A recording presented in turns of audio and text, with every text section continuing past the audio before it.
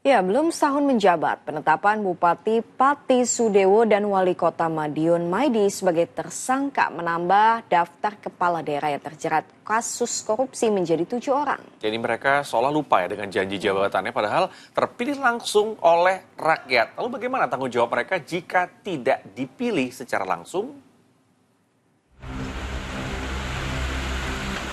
Pak Wali, ada apa Pak Wali?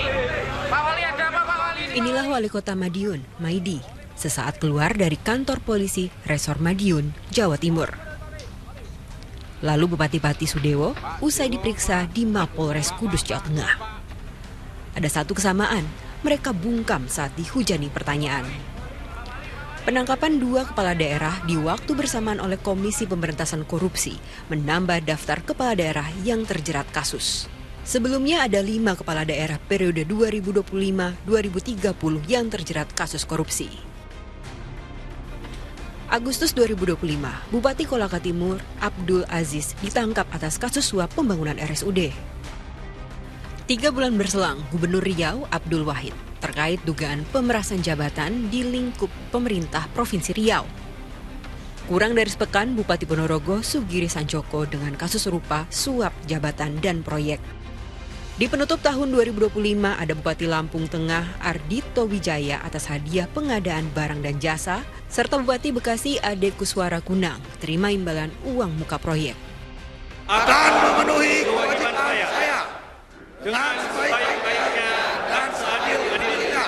Para pejabat ini seakan lupa dengan janji yang diucapkan pada Februari 2025.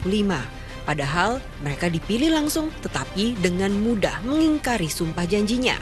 Nah, bagaimana kalau kepala daerah ini tidak dipilih langsung oleh rakyat? Hangat diperbincangkan rencana pemilihan kepala daerah oleh anggota legislatif daerah. Namun wacana itu ditampik Wakil Ketua DPR RI. Sufi Dasko Ahmad menegaskan tidak ada pembahasan soal pilkada dalam program legislasi nasional tahun ini. Kami sudah sepakat bahwa di dalam prolegnas tahun ini itu tidak ada masuk agenda pembahasan undang-undang pilkada.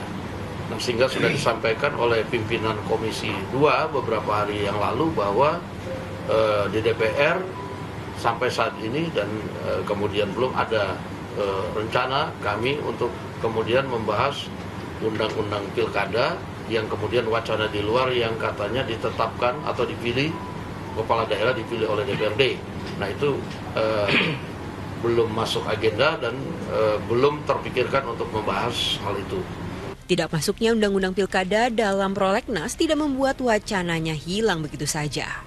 Dosen Tata Negara Fakultas Hukum Indonesia khawatir jika pembahasan itu ditunda untuk membangun kembali narasi pilkada tidak langsung.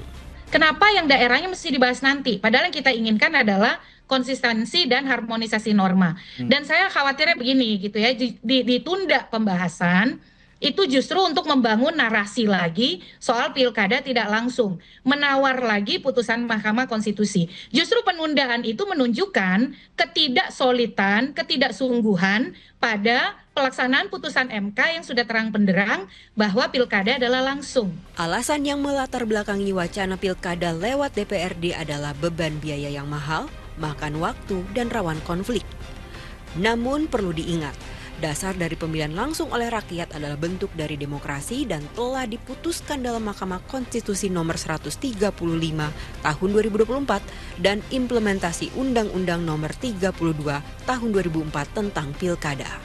Tim MTek Media melaporkan.